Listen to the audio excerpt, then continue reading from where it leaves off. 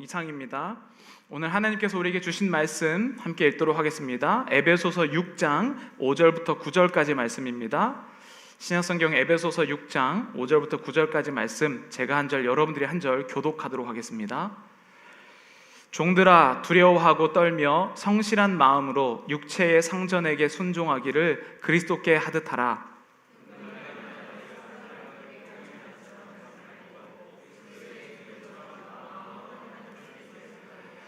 기쁜 마음으로 섬기기를 주께 하듯 하고 사람들에게 하듯 하지 말라.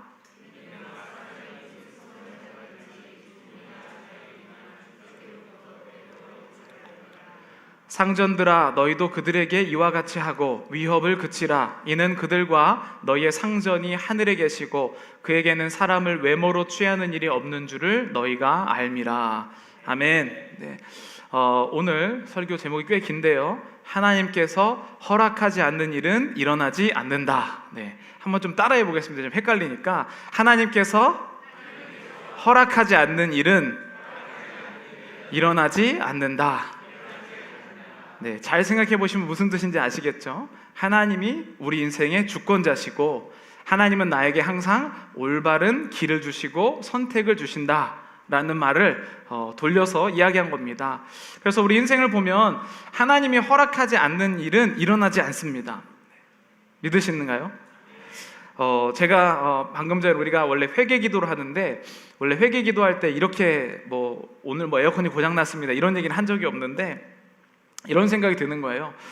오늘 설교 제목이 하나님이 허락하지 않은 일은 일어나지 않는다 라고 이렇게 일부에도 설교를 하고 그랬는데, 제가 어떤 생각을 했냐면, 에어컨이 고장이 나서 참 덥지 않습니까?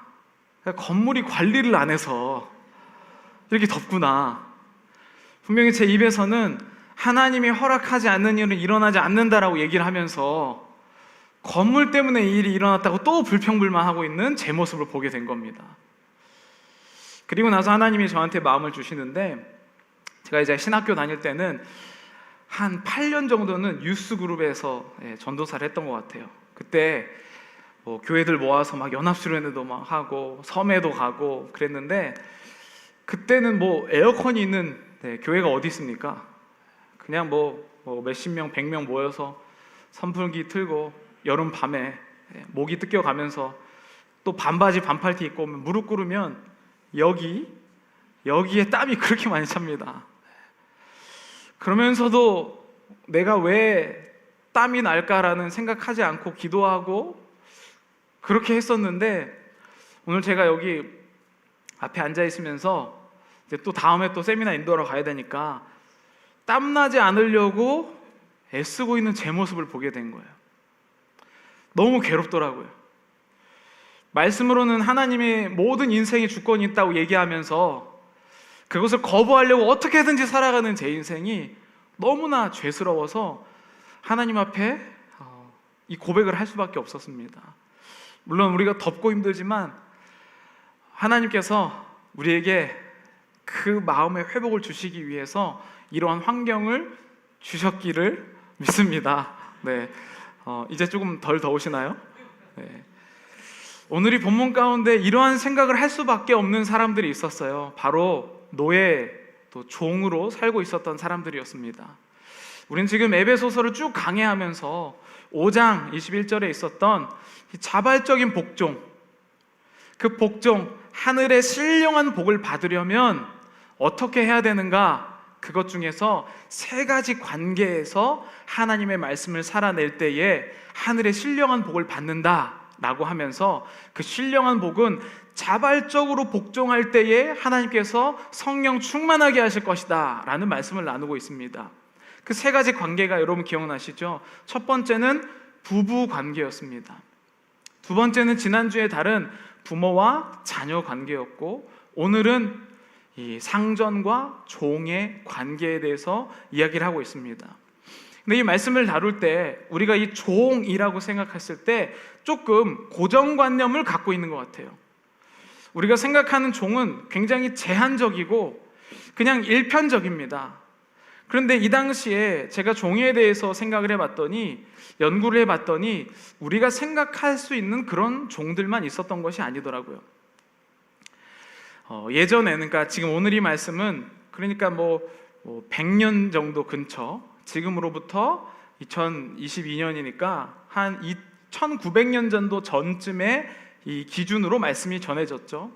근데 그 종은 그 당시로부터 조금 더 한 몇백 년 흘러갔을 때 원래 종의 노예 해방이라는 것은 아무도 생각하지 않았습니다. 노예는 그냥 노예인 것이죠. 근데 시간이 지나면서 노예는 동물의 하나로 생각해서 이 당나귀와 바꾸고 그게 바로 노예 인생이었죠. 근데 시간이 지나면서 이 노예가 결혼을 해주는 시간들이 생겨난 거예요. 처음엔 동물인 줄 알았는데 이 노예도 사람이구나라는 것을 어느 정도 인식하면서 노예를 결혼을 시킵니다. 근데 결혼만 시키면 될 줄 알았는데 이 결혼을 한 노예가 자식을 낳죠. 그리고 자식을 낳기 때문에 예전에는 정말 동물처럼 우리에 하나씩 집어넣고 이렇게 살았다면 가족이 있는 노예는 가족별로 살 수 있도록 조금씩 배려를 하기 시작한 것이죠. 그때부터 노예에 대한 생각이 바뀌기 시작합니다.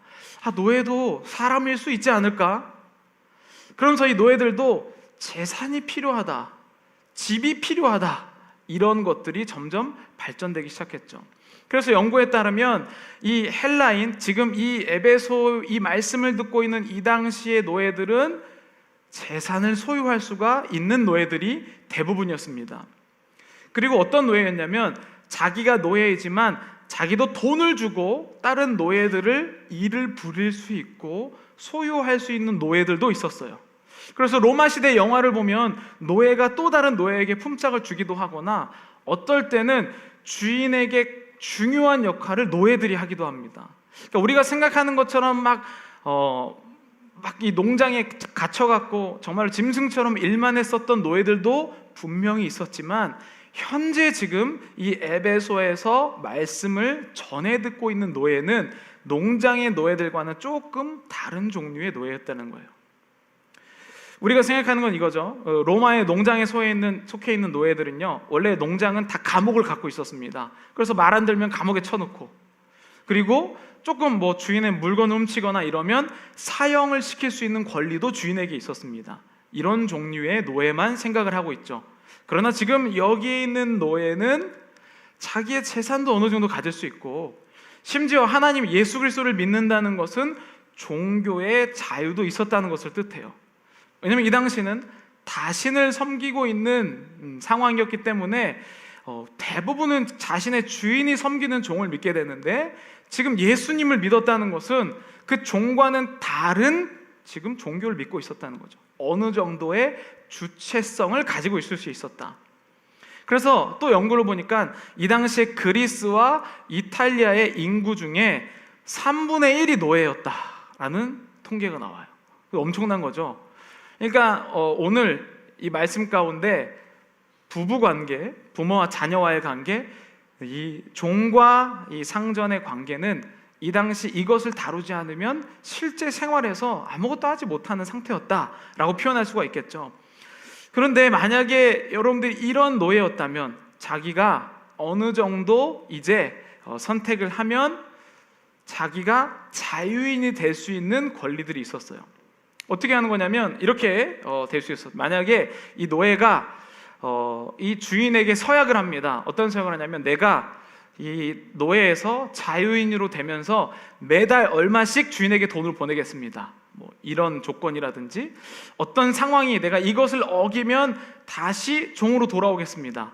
이런 서약을 하고는 자유인이 되기도 했습니다. 그런 상황에서 이들은 바로 자발적으로 종이 되는 것과 내가 자유인이 되는 것, 이 두 가지 사이에서 굉장히 고민을 했었다는 것이죠. 이런 사람들이 만약에 교회에 온다면, 예수님을 믿는다면 뭐가 가장 궁금했을까? 여러분들이 만약 지금 종인데 지금 예수님을 믿어서 교회에 왔습니다. 그럼 가장 관심이 있는 분야가 뭘까요?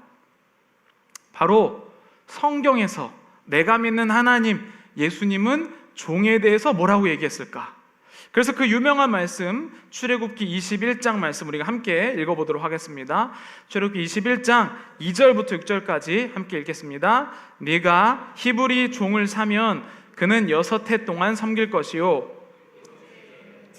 물지 않고 나가 자유인이 될 것이며 만일 그가 단신으로 왔으면 단신으로 나갈 것이요 장가 들었으면 그의 아내도 그와 함께 나가려니와 만일 상전이 그에게 아내를 주어 그의 아내가 아들이나 딸을 낳았으면 그의 아내와 그의 자식들은 상전에 속할 것이요 그는 단신으로 나갈 것이로되 만일 종이 분명히 말하기를 내가 상전과 내 처자를 사랑하니 나가서 자유인이 되지 않겠노라 하면 상전이 그를 데리고 재판장에게로 갈 것이요 또 그를 문이나 문설주 앞으로 데리고 가서 그것에다가 송곳으로 그의 귀를 뚫을 것이라 그는 종신토록 상전을 섬기리라. 아멘. 네, 이스라엘에는 이런 법이 있었죠. 그래서 6년 동안 종이면 7년째에는 종을 놔주기로 되어 있었고, 만약에 주인이 여자를 주어서 결혼하게 했으면 만약에 그 아내와 자식들과 함께 살고 싶으면 영원히 그 종으로 살겠다라는 증표로 재판장에 가서 귀를 뚫을 것이다 라고 한 게 바로 이 말씀이죠. 그래서 우리 기독교인들을 자발적으로 귀 뚫은 사람이다 라고 표현을 합니다. 그런데 오늘 이 본문을 우리야 그렇게 읽겠지만 이 말씀을 듣는 에베소 교인들, 특별히 종인 사람들이 이 말씀을 들으면 어떤 생각이 들을까? 저는 첫 번째는 이런 생각이 들 것 같아요. 여기에도 자발적으로 종이 되는 시스템을 성경에서 이야기하고 있구나. 자발적으로 종이 된 사람들 분명 있을 테니까. 두 번째는 그러나 하나님은 세상과 구분되는데 법적으로 종이 자유할 수 있는 권한을 주셨구나. 역시 기독교 하나님은 멋지다, 윤리적으로 멋지다, 이런 생각을 하고 있었겠죠. 그래서 사실은 첫 번째로 하나님의 믿으려고 오는 이러한 믿음이 연약한 자들은 이런 부분에 매력을 느껴요. 교회가 그래도 세상보다는 좀 더 착해야지. 하나님은 그래도 세상은 막 착취하고 어떻게 가져가려고 하는데 법적으로 종에서 벗어날 수 있는 것을 주셨구나. 너무 멋지다. 그래서 세상 사람들은 원래 처음에는 이런 것 때문에 하나님의 멋짐을 보고 오죠. 그런데 문제는 신앙이 성장하는데 바울의 한 얘기가 걸림돌이 됩니다. 바울이 뭐라고 얘기하는지 아시죠? 바울은 종이 되라라고 지금 얘기하고 있어요. 그러니까 하나님 멋지다. 신앙이 얕을 때는 제도적으로 이 종을 해방시켜 주신 하나님에서 찬송을 하다가, 근데 바울은 뭔 얘기를 하냐면 여러분들은 그렇지만 자발적으로 종이 되십시오. 이 얘기를 하기 때문에 지금 뭔가 마음속에서 복잡한 겁니다. 네. 왜냐하면 여러분 로마서 1장 1절, 빌립보서 1장 1절, 디도서 1장 1절, 바울은 자신을 뭐라고 설명하냐면 이렇게 설명합니다. 예수 그리스도의 종 바울은, 빌립보서에도 그리스도 예수의 종 바울과 디모데는, 디도서에도 하나님의 종이요 예수 그리스도의 사도인 나 바울은, 이렇게 표현을 해요. 그러니까 지금 굉장히 이제 머리가 복잡합니다. 여러분들도 마찬가지죠. 우리가 하나님께 축복받고 싶어서 교회를 왔는데 교회 가면 복 받는 거 꿈도 꾸지 말래요. 이게 지금 우리의 인생 가운데서 참 복잡합니다. 나는 하나님의 은혜와 복을 받기 위해서 기도하면 하나님이 좋은 것 주시겠다라고 처음에 교회에 발을 들였는데 교회에서 뭐라고 얘기하냐면 하나님을 믿으면 고난에 처해지게 됩니다. 이런 얘기를 해요. 오늘 이 종들도 마찬가지겠죠. 하나님께서 우리 종을 해방시켜 주시겠다, 이런 마음도 갖고 있는데 또 바울은 자발적으로 종이 되라. 이 이해할 수 없는 이 복잡한 마음 가운데서 지금 이 사람들이 이야기를 듣고 싶어요. 도대체 바울은 뭐가 자발적인 종이라고 이야기하는 건가?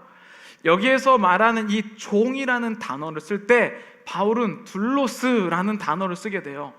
이 둘로스가 어떤 뜻인지 이렇게 얘기합니다. 헬라어 이 둘로스는요, 끈을 묶다, 채우다, 동이다, 매듭하다, 책임과 의무를 지우다 라는 뜻을 갖고 있어요. 그게 종이에요. 근데 종도 여러 가지 종류의 종이 있는데 여기에서 말하는 바울이 자기가 종이라고 말할 때 이 종은 배에 묶여 노를 젓는 노예를 둘로스라고 얘기합니다. 여러분 옛날에 그 배를 생각해 보시면 조금만 큰 배에는 노 젓는 사람이 밑에 들어가 있잖아요. 그러면은 이 배가 난파되면 그 사람은 그냥 죽는 거예요. 그러니까 노 젓는 게 바로 이 배와 동일한 것이죠. 그렇기 때문에 이 사람들은 배가 무너지지 않기를 원하는 게 이들의 목적이죠. 왜냐하면 배가 무너지면 어차피 맨 밑에는 배로 죽습니다. 그러면서 나는 아무것도 아닙니다. 나는 곧 배입니다. 이렇게 나는 없다. 이렇게 고백하는 게 바로 둘루스라는 종이죠. 근데 바울은 자기가 이 둘루스라는 종이라는 거예요. 왜냐하면 나는 예수 그리스도가 없으면 아무것도 아니다라고 고백하기 때문에. 그래서 바울은 자발적인 종이 되었다라고 표현을 하고, 이제 여러분들이 하나님을 믿게 되면 이 자발적인 종이 되십시오, 그렇게 초대를 합니다. 이게 좀 이해가 안 가죠? 바울은 지금 목회자의 관점에서 조금 강력하게 얘기하고 있는 거예요. 여러분들이 신앙이 약할 때는 하나님께 오면 좋은 것을 주시고 우리를 사랑하시는 하나님에 대해서 이야기하지만, 신앙이 성장하게 되면 하나님이 나를 그냥 밥 먹이고 살찌우고 이렇게 하기 위해서가 아니라 하나님의 뜻으로 부르셨음을 바울은 설명하고 있다는 것이에요. 그래서 바울은 자발적으로 자신의 권리를 포기했다, 이렇게 표현을 합니다. 근데 여러분, 이게 세상적으로 절대 이해가 할 수 없습니다. 왜냐하면 왜 우리가 자발적으로 죽나요? 내 살기에도 바쁜데. 그때에 우리가 깨달을 수 있는 것은, 성경은 내가 꼭 죽어야만 한다라고 이야기를 하는 거예요. 윤리적으로, 도덕적으로 착하게 살아라, 교회가 그래도 세상 사람보다 조금 더 뛰어나서 선행을 베풀어라, 이런 말보다는 그냥 당신이 죽어라, 자아가 죽어라, 이렇게 얘기를 해요. 왜냐하면 바울은 이런 경험을 했기 때문입니다. 바울이 죽지 않았을 땐 어떤 이야기를 주로 했냐면, 선행을 행해라, 하나님을 열심히 믿어라, 이런 얘기만 주로 했어요. 그래서 열심히 살면서 자기가 하나님을 어떻게 열심히 믿을까, 이 부분에 대해서 고민을 했죠. 그런데 그러던 중에 바울이 예수 그리스도를 만나게 되고 죽음의 위기에 처해지게 됩니다. 눈이 안 보여요. 자기 멋대로 살던 인생이었는데, 하나님을 잘 믿는다고 생각한 인생이었는데, 눈이 멀고 삶의 방향성이 멈추고 그의 자아가 죽고 나서 바울은 어떤 생각을 했냐면, 내가 있는 곳이 곧 하나님이 보내시는 곳이다 라는 생각을 하게 된 거예요. 그 전까지는 내가 환경을 조성해서 멋진 곳에 가서 하나님을 열심히 전하고 하나님을 감동시켜 봐야겠다라는 생각을 했는데, 이 사건 이후로 바울은 어떤 생각을 하냐면, 내가 서 있는 그곳이 곧 하나님이 보내신 자리다라는 생각을 하게 된 거예요. 여러분, 죽어보면, 내 생각이 죽으면 환경에 대해서 더 이상 탓하지 않게 됩니다. 제가 방금 전에 예배 시간에 그랬잖아요. 입으로는 하나님이 허락하지 않는 일은 일어나지 않는다라고 막 거룩하게 뱉어놓고, 결국은 왜 에어컨이 고장났냐는 거예요. 에어컨이 안 고장나는 교회에 보내달라고 그렇게 기도하고 있는 저의 모습을 보는 거죠. 근데 여러분, 우리의 자아가 죽으면 저처럼 하나님이 깨달음을 주세요. 우리가 물론 불평불만할 수 있습니다. 그러나 하나님이 깨달음을 주시면 어떤 일들이 일어나냐면, 환경이 더 이상 나에게 영향력을 주지 않는다라는 고백을 하기 시작하는 것이죠. 그래서 여러분, 지난번 2주 전 금요일 날 저희 교회에 지금 이제 시드교회를 개척하신 전에 이제 얼바인 온누리교회 담임 목사님이었던 권혁빈 목사님이 오셨잖아요. 그분이 개척을 한 이유에 대해서 그렇게 얘기합니다. 뭐라고 얘기했죠? 자기가 정말 오랜만에 안식월을 가져서 이 하와이에 YM을 하러 갔는데, YM을 마치고 이제 화산에 놀러 갑니다. 화산에 놀러 갔는데 화산이 이제 문제가 생겨서 죽게 된 상황에 갑니다. 이야기를 들어보니까 거기서 살아난 사람이 몇 명 없대요. 그래서 그분이 그때 기도하면서, 하나님, 제가 이렇게 죽을 수 없습니다 라고 하고, 하나님께서 그분을 구해주시고 안정적인 그 교회를 떠나서 개척을 하는 일을 하게 되시죠. 그러면서 본인이 이렇게 얘기하셨어요. 죽음의 위기에 처하니 정신이 바짝 나더라. 우리도 마찬가지입니다. 죽음의 위기에 간 사람은 하나님의 주권에 대해서 더 많이 얘기하기 시작해요. 제가 일부에도 얘기했지만, 저는 우리 이제 원로 목사님에 대해서 이 부분에 대해서 굉장히 존경을 합니다. 왜냐하면 여러분, LA 한인타운에서 30년간 목회하는 게 쉽지 않을 거 여러분 알고 계시잖아요. 근데 목사님이 이제 전혀 관련도 없는 저에게 이제 후임 자리를 물려주시고 저렇게 이제 행복한 모습으로 살고 계신 그 이유가 무엇일까요?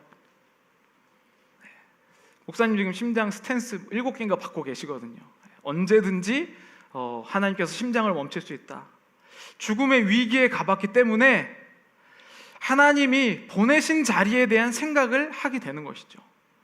근데 여러분, 내가 여전히 살고 있고 내가 숨 쉬는 것이 나의 의도라고 생각하고 나의 건강이라고 생각하고 이 모든 것을 자기 주도적으로 생각하는 사람은 절대 하나님의 뜻에 따르지 않습니다. 왜냐하면 내가 살아있기 때문이죠. 그런 사람은 제가 싫어하는 비기독교적인 말 중에 하나인 이것 또한 지나가리라 라는 인생을 살게 되는 거죠. 이게 왜 이것 또한 지나가리라가 비성경적이냐면, 하나님을 믿게 된 사람, 자기가 죽은 사람, 예수 그리스도를 믿는 사람은 견디고 버티는 인생일 수도 있지만 견디고 버티는 것을 넘어서서 왜 하나님이 보내실까를 생각하는 사람이라는 거예요. 오늘 바울이 그런 고백을 하게 돼요. 바울이 죽을 위기를 얼마나 많이 견뎠는지 여러분 성경을 보면 아실 거예요. 죽은 줄 알고 성 밖에 내다버려서 일어나서 산 적도 있습니다. 그런 사람은 어떤 생각을 하냐면, 하나님이 나를 오늘 이 자리에 보내셨구나. 여러분, 오늘날 종과 주인의 관계가 뭐라고 생각하십니까? 오늘날에는 더 이상 노예제가 없잖아요. 근데 오늘날 우리는 돈의 노예가 돼서 살고 있습니다. 직장 다닐 때 여러분 어떻게 살겠어요? 너무 기쁘다, 이렇게 사는 사람이 별로 없죠. 돈만 아니면, 그렇죠? 내가 돈만 아니면 당장 때려친다, 이런 생각 가지고 우리가 살고 있다는 것이죠. 그래서 오늘도 한 귀로 듣고 한 귀로 흘리면서 언제든지 하나님이 너를 더 좋은 자리로 보낼 것이다 라는 생각을 가지면서 그 자리에서 원망을 가지고 살아간다는 거예요. 여러분, 직장을 잘 다니다가 가장 힘들 때가 언제이십니까?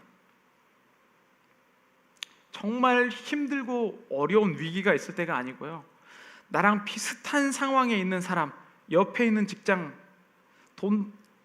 나랑 직급도 비슷하고 하늘도 비슷하고 회사의 규모도 비슷한데 그 사람이 얼마 받은지 들을 때, 그때 가장 우리 직장에서 위기가 찾아옵니다.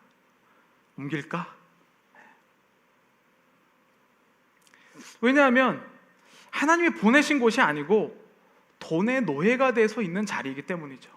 그래서 돈을 더 많이 주면 언제든지 다른 곳으로 옮겨야겠다라고 생각하고 있습니다. 그 자리에선 선한 것이 절대 나올 수 없어요. 거기에서 기독교인으로 내가 성경 읽는다고, 기도한다고, 교회 와보라고 한다고 영향력이 미쳐지지 않습니다. 기독교인의 능력은 하나님이 보내셨다는 사명의 자리에 있을 때의 능력이 나오기 시작합니다. 왜냐하면 눈빛이 달라요. 돈을 받기 위한 사람은요, 사람을 속여요. 왜냐하면 오늘 버텨야 되기 때문에. 더럽고 안 입고 치사해도 사랑합니다, 존경합니다. 어떤 사람이 제가 들었는데 직장에서 버티기 위한 방법, 어떻게 이런 말을 하셨어요? 적어야겠다, 적어요, 적어. 이렇게 가식적인 말을 직장 상사가 얘기하면 그렇게 해서 살아남는다고 얘기해요. 그런데 여러분, 만약에 하나님이 나를 그 자리에 보내셨다면 어떤 생각이 들까요? 오늘 본문 6절에 보면 이렇게 표현을 하고 있습니다. 눈가림만 하여 사람을 기쁘게 하는 자처럼 하지 말고. 여러분, 만약 직장이 내가 돈 벌기 위해 어쩔 수 없이 밀려간 곳이라고 생각하면 그 사람을 기쁘게 하여서 그 사람을 눈가림만 하여 기쁘게 하기 위한 아부를 떨고, 내가 아닌데 사랑하지 않는데도 사랑하고 축복한다고 이야기해요. 저주하면서도 겉으로는 아닌 것처럼 살아간다는 거죠. 그런데 그렇게 하지 말고 뭐라고 얘기하냐면, 그리스도의 종들처럼 마음으로 하나님의 뜻을 행하라고 얘기해요. 이래서 우리의 인생이 어려운 거죠. 그냥 내가 하나님이 돈 잘 버는 곳으로 보내주신다라고 생각하면 얼마나 편합니까? 그런데 하나님이 오늘 바울이 본문에서 뭐라고 얘기하냐면, 보내신 그곳에서 하나님이 하나님의 뜻처럼 행하라라고 표현을 해요. 자발적으로 네가 간 것이라고 생각을 합니다. 7절에 이어서 이야기해요. 기쁜 마음으로 섬기기를 주께 하듯 하고 사람들에게 하듯 하지 말라. 이게 얼마나 어려운지 여러분 아시죠? 그 괴롭히는, 돈은 쥐꼬리만큼 주면서 일은 많이 시키는 그 직장에서 우리는 어떤 생각을 합니까? 결코 사명의 자리라고 생각할 수가 없어요. 그래서 우리는 안 좋은 점을 찾아 움직이기 시작합니다. 여러분, 회사에서 좋은 점 찾아서 다니시는 분 혹시 계세요? 와, 우리 회사는 이런 점도 좋고 저런 점도 좋고 저런 점도 좋고 저런 점도 좋아. 이런 분 제가 거의 못 들어봤어요. 보통 뭘 찾냐면 우리 회사는 꼭 이게 안 좋더라. 네, 이런 얘기를 자주 하세요. 아, 그 사람 이것만 고치면 참 좋을 텐데. 왜냐하면 소명의 자리가 아니기 때문이죠. 기쁜 마음이 나올 수가 없습니다. 죽게 하듯 섬길 수 있겠습니까? 절대 그렇지 못하죠. 왜 우리가 이렇게 할 수 있냐면, 이 본문이 시작된 5장 15절부터 쭉 나올 때에 에베소서 5장 18절에 이런 말씀을 우리가 들었어요. 함께 읽겠습니다. 술 취하지 말라, 이는 방탕하는 것이니 오직 성령으로 충만함을 받으라 라고 소개를 해요. 여기서 성령의 충만함은 내가 성령의 충만함이 없기 때문에 맨날 가고 성령의 충만함을 다시 받는 것을 의미하지 않아요. 이미 예수 그리스도를 믿는 순간 내 안에 성령의 충만함이 있다는 것을 깨닫고 회복하라는 뜻이에요. 내가 직장에 가면 성령이 없어집니까? 내가 힘들고 어려울 때는 성령이 사라지고 다시 구해야 하는 존재가 아니고, 내가 예수를 주로 시인할 그때에 성령이 이미 내 안에 있었고, 직장에도 물론 성령님이 함께 가신다는 것이에요. 그럼 성령이 보시면 그 사람은 내가 파송받은 자리가 아니겠습니까? 그러면 그때에 죽게 하듯 할 수 있다는 것이죠. 이어서 본문 6장 8절에 이렇게 얘기합니다. 이는 각 사람이 무슨 선을 행하든지 종이나 자유인이나 주께로부터 그대로 받은 줄을 알미라. 이것 때문에 이제 화나고 열받은 거예요. 왜냐하면 종이나 주인이나 주께로부터 그대로 받았다. 그러니까 한마디로 뭐냐면 내가, 하나님께서 너를 거기 보냈다라는 뜻이에요. 그러니 종인 사람이 이게 열 안 받겠습니까? 그러니까 자유인이 돼야 되는데, 조금 더 돈도 더 벌어야 되는데, 뭐 내가 여기에서 어떻게 이렇게 스떡돼 있어서 내 인생을 다 낭비하는 것처럼 살아가는가? 여러분, 근데 제가 이제 뭐 여러 가지 사람들의 연구를 하면서 느꼈던 게 뭐냐면요, 여러분, 사람은 끌려온 사람에게 아무도 매력을 느끼지 못해요. 직장에 돈 벌려고 어쩔 수 없이 끌려온 사람 눈치 못 챌 것 같잖아요. 다 눈치채고 있습니다. 여러분들이 지금 버티고 있다는 거. 근데 그 사람에게는 프로모션, 기회가 생기지 않아요. 왜냐하면 그 사람은 어쩔 수 없이 잡혀있는 사람한테 누가 그 사람에게 큰 일을 맡기겠습니까? 제가 만약에 오너라고, 제가 만약에 높은 위치에 있다면 그 사람이 아무리 낮은 위치에 있어도 자발적으로 그 자리에 있는 사람은 어떻게든지 더 좋은 걸 주고 싶을 것 같아요. 일반적인 상황에서도 이렇다는 거예요. 하나님께서 왜 우리를 답답한 그곳에서 소명자의, 사명자의 자리로 살라고 하셨냐면, 그런 사람은 태도가 완전히 달라지기 때문입니다. 내가 월급날을 바라보고 버티고 견디자라는 사람, 여러분들이 아마 밑에 있는 사람이 있으면 알 거예요. 아유, 쟤 또 오늘도 버티려고 왔구나. 그런데 그것이 아닌 사람은요, 완전히 눈빛부터 달라요. 시키는 일만 하지 않습니다. 돈 쥐꼬리만큼 받아도 여기에서 무언가를 하려고 하는 그 사람, 여러분, 그 사람 볼 때 어떤 마음이 드세요? 아, 참 저 사람 대단하다, 존경, 나보다 밑에 있는 사람이라도 참 정말 존경스럽다, 이런 마음이 드시죠?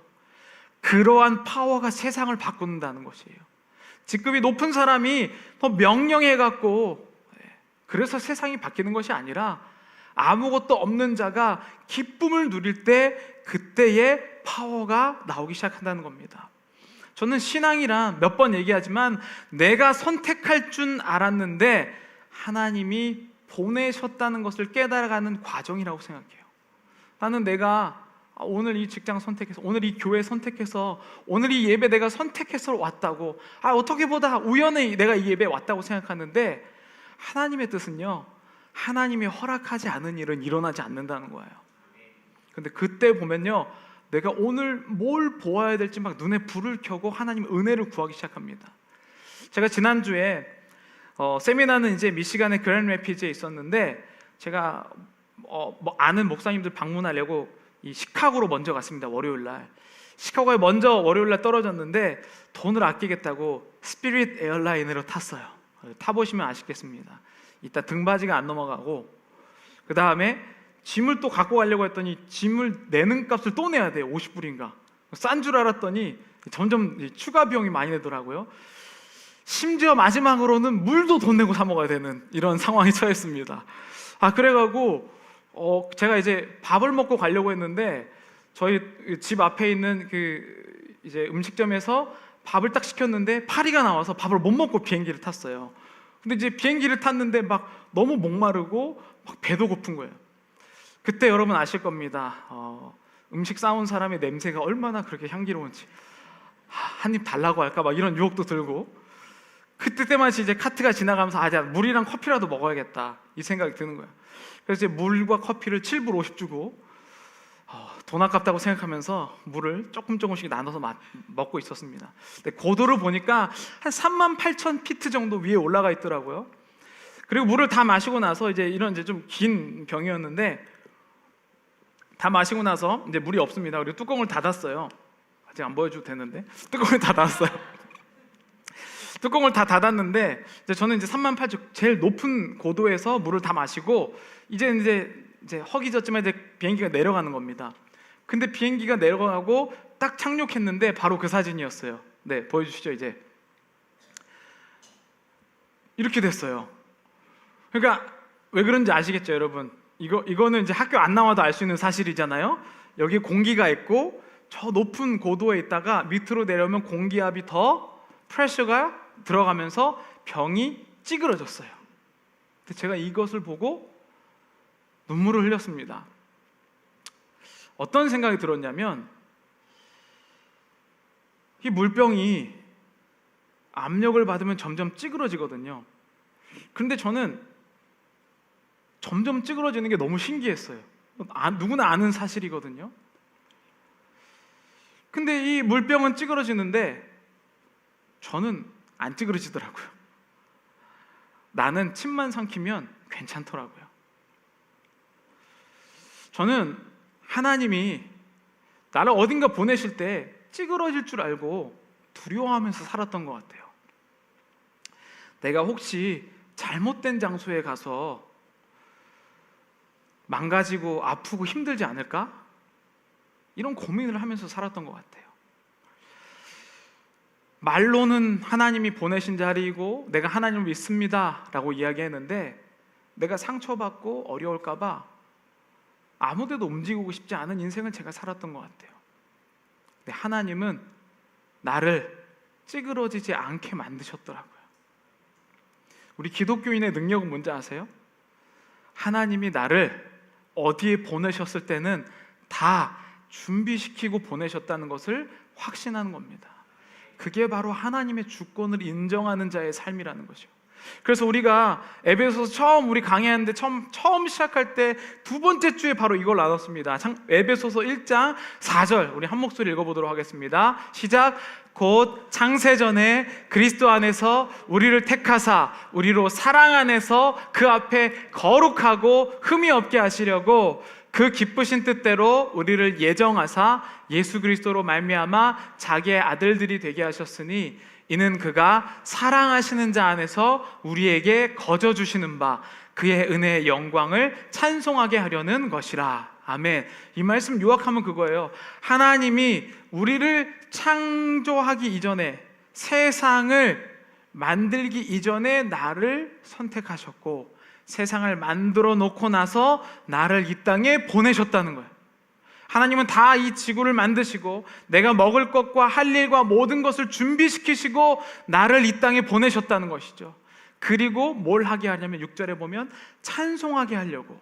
우리는 그 땅에 가서 이 세상에서 내가 직장에서 때로는 선택할 수 없는 그 곳에 가서 내가 막 힘을 발휘해서 뭔가 세상을 바꾸겠다는 것이 아니고 나를 보내신 하나님을 기뻐하고 찬송하는 것이 우리의 소명이다라고 고백하는 것이죠. 그때에 하나님의 능력이 나로부터 나오기 시작합니다. 정말 저는 놀라운 일이라고 생각했어요. 나는 내가 쭈그러질 줄 알았는데 하나님을 온전히 신뢰했을 때 하나님은 나를 침만 삼키면 괜찮은 존재로 창조하셨다고요. 여러분들의 인생은 어떠십니까? 때로는 지금도 정말로 힘들고 어려운 상황에 처하신 분들이 계시겠죠. 언제든지 내가 그만두고 싶다. 우리가 오늘 이제 이 5장부터 6장에 이어지는 자발적인 복종을 마무리하면서 부부 관계에서, 부모와 자녀 관계에서, 종과 상전, 직장의 관계에서 얼마든지 우리가 원망할 수 있는 환경이 많이 있습니다. 하나님 왜 나를 여기 보내셨는가? 이 사람을 만나게 했는가? 또 교회 안에서 왜 저 싫은 사람과 또 같은 그룹이 되고 또 같이 하는가? 우리는 이때 참 원망할 때가 많아요. 그러나 여러분, 하나님은 이미 우리가 그것을 헤쳐나갈 능력을 주시고 만나게 해주셨다는 거예요. 그것을 회복 탄력성이라고 부릅니다. 하나님이 우리를 창조하셨을 때 만약에 이러한 힘도 없이 보내셨다면 하나님은 정말 나쁜 분이시겠죠. 그러나 내가 믿는 하나님, 바울이 만나서 자발적으로 둘로스가 되는, 하나님이 파괴되면 나도 파괴되는 것 같은 그러한 믿음을 가진 사람은 하나님을 절대적으로 신뢰한다는 것이죠. 그러면서 오늘 본문 마지막 9절에 이렇게 얘기합니다. 상전들아, 너희도 그들에게 이와 같이 하고 종들에게 위협을 그치라. 이는 그들과 너희의 상전이 하늘에 계시고 그에게는 사람을 외모로 취하는 일이 없는 줄을 너희가 알미라. 상전, 종 모두 다 하나님이 보낸 자리라고 생각하면 어떤 일이 일어날까요? 상전도 이 종을 만난 것이 하나님의 뜻이라면 어떤 대우를 하게 될까요? 종은 그 상전을 하나님이 보낸 사람이라고 생각하면 어떠한 일들이 일어날까요? 그것을 바로 이 에베소서 5장 15절부터 오늘 본문 6장 9절까지는 그리스도를 경외함으로 피차 서로 복종하라라고 표현하고 있습니다. 이것이 바로 하나님의 주권, 하나님이 내 인생을 책임지신다라고 강력하게 믿는 사람이 하는 행동이라는 것이죠. 오늘 설교의 제목은요, 하나님께서 허락하지 않는 일은 일어나지 않는다는 거예요. 제가 이번 주에 그 목사님들 세미나에 가서 한 목사님과 같이 방을 쓰는데 그 목사님이 막 어려운 얘기 또 얘기하면서 이런 얘기하는 거예요. 자기 인생에는 하나님 주신 슬로건이 있대요. 슬로건이 뭐라고 막 설명을 하는데, 근데 오늘 이 말씀을 준비하는데 이 질문, 그 목사님이 하셨던 질문이 떠오르는 거예요. 나의 인생의 슬로건은 뭔가? 그러면서 이 말씀 안에서 나의 인생의 슬로건을 제가 깨닫게 된 거예요. 물론 이 말씀은 제가 여러 번 말씀드렸습니다. 그게 바로 이거였습니다. 하나님이 허락하지 않는 일은 일어나지 않는다. 여러분, 오늘 우리가 만나는 이 모든 만남들, 공동체들, 가정, 부모와 자녀와의 관계, 그리고 직장과의 관계, 하나님이 허락하지 않으면 일어나지 않았습니다. 제가 오늘 에어컨이 안 나오는 것을 투덜대고 또 어떻게든지 좀 거룩한 모습을 보이려고 그렇게 살려면 하나님께 할 것이 원망밖에 없지만, 하나님이 왜 보내셨는지를 생각하면 제가 하나님 앞에 회개하고 오늘 더 은혜를 받아야겠다라고 마음이 바뀐 것처럼 여러분들의 그 직장에서 마음이 바뀔 때 하나님의 능력이 일어난다는 것이죠. 그게 바로 십자가를 내 안에 지고 사는 사람들의 능력입니다. 우리 다 함께 찬양하면서 하나님께 기도로 고백하겠습니다. 여러분, 우리가 얼마나 작은 자인지 여러분 아시죠? 하나님은 보낼만 하기 때문에 여러분들을 보내신 것이고, 하나님을 보낼만 하기 때문에 그 자리에 우리들을 세우셨습니다. 여러분, 사명이라는 말을 어떻게 보면 영어 단어로 표현하면 미션이라고 표현할 수 있을 것 같아요. 소명은 콜링, 부르심이죠. 그리고 우리가 해야 할 일이 있다는 겁니다. 우리 일단 이 찬양하시면서 하나님께 기도하시겠습니다.